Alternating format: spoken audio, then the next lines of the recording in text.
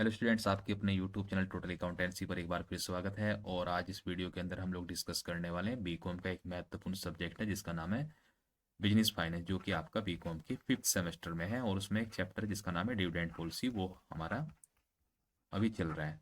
Dividend policy हम लोग discuss कर रहे हैं, तो उसी के अंदर आज हम लोग करने वाले हैं लाभांश की अप्रासंगिक विचारधारा या फिर लाभांश नीति की असंबद्धता का विचार।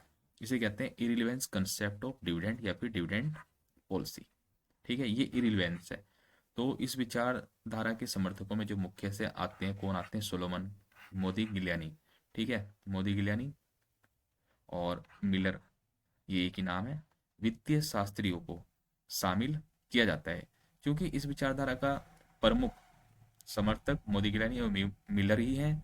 इसलिए इसे एमएम विचारधारा या एमएम अप्रोच के नाम से भी जाना जाता है। इन ये जो विद्वान है, जो आप लोगों ने नाम देखे, इनका ये मानना है कि लाभांश नीति और जो फर्म है, फर्म के अंशों के बाजार मूल्य, दोनों तत्वों में आपस में कोई संबंध नहीं है। जब संबंध नहीं है तो इसीलिए क्या कहा गया है इस विचारधारा को? अप्रासंगिक या इरिलीवेंस कंसेप्ट। इरिलीवेंस कंसेप्ट कहने का पर्पस यही है कि लाभांश यानी कि डिविडेंड पॉलिसी और जो मार्केट वैल्यू है शेयर की, उसमें किसी भी तरह का कोई संबंध नहीं है, दोनों एक दूसरे से स्वतंत्र है।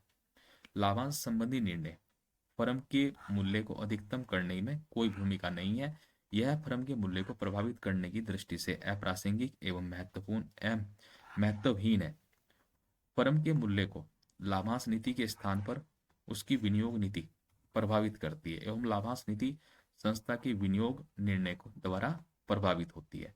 तो यहाँ पे देखिएगा इन्होंने क्या बताया, इनका क्या मॉडल है, जिसे हम लोग मोदी गिलानी एवं मिलर मॉडल या फिर एम मॉडल के नाम से जानते हैं। तो क्या थ्योरी है इनका, क्या फॉर्मूला है, क्या कंसेप्ट है, वो समझेंगे।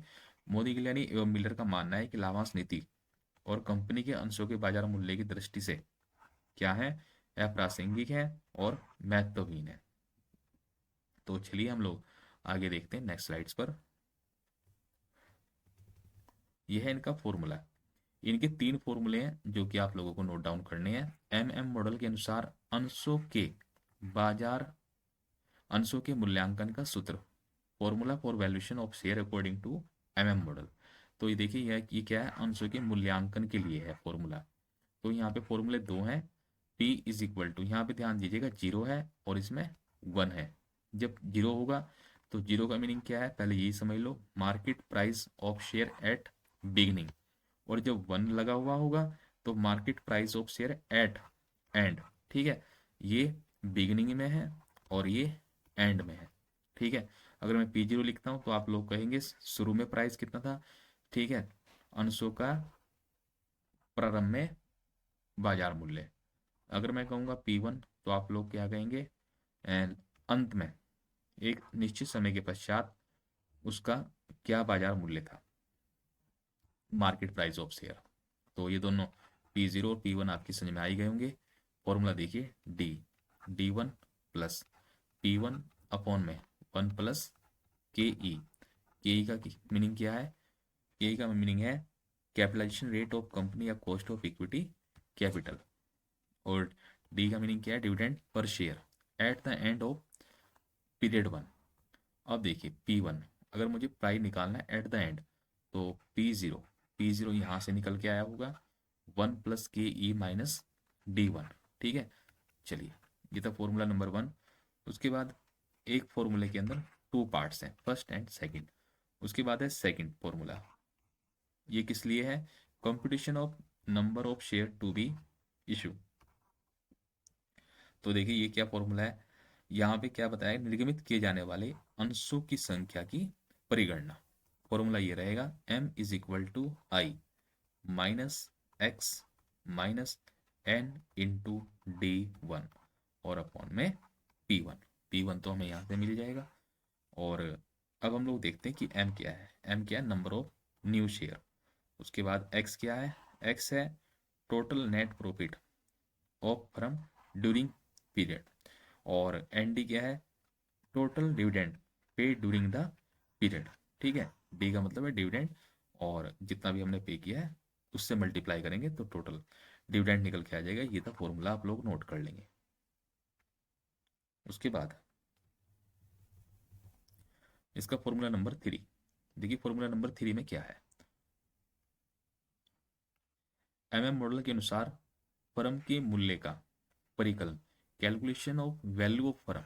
ठीक है, यहाँ से हम लोग निकाल लेंगे value of firm. Value of firm का फॉर्मूला क्या रहने वाला है, एमएम मॉडल के according N is into P zero is equal to N plus M, जो हमने पीछे कैलकुलेट किया था, उसकी मल्टीप्लाई करेंगे प्राइस से, P1 से, माइनस आई माइनस और एक्स अपॉन में 1 प्लस के ई।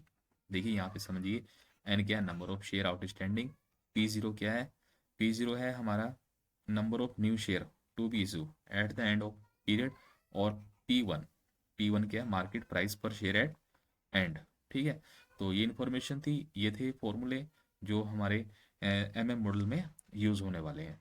तो आई होप कि आपको ये क्लियर होंगे। जब ये क्लियर होंगे तभी आप लोग क्वेश्चन कर पाएंगे, और उसके बाद हम लोग नेक्स्ट वीडियो में करेंगे जो है इसके आगे के जो भी क्वेश्चन है।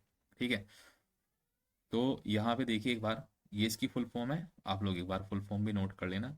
ठीक है, उसके बाद वाली आई का मीनिंग क्या है, इन्वेस्टमेंट रिक्वायर्ड, और एक्स का मीनिंग क्या है, टोटल नेट प्रॉफिट, के कॉस्ट ऑफ इक्विटी कैपिटल, और टोटल वैल्यू ऑफ फर्म।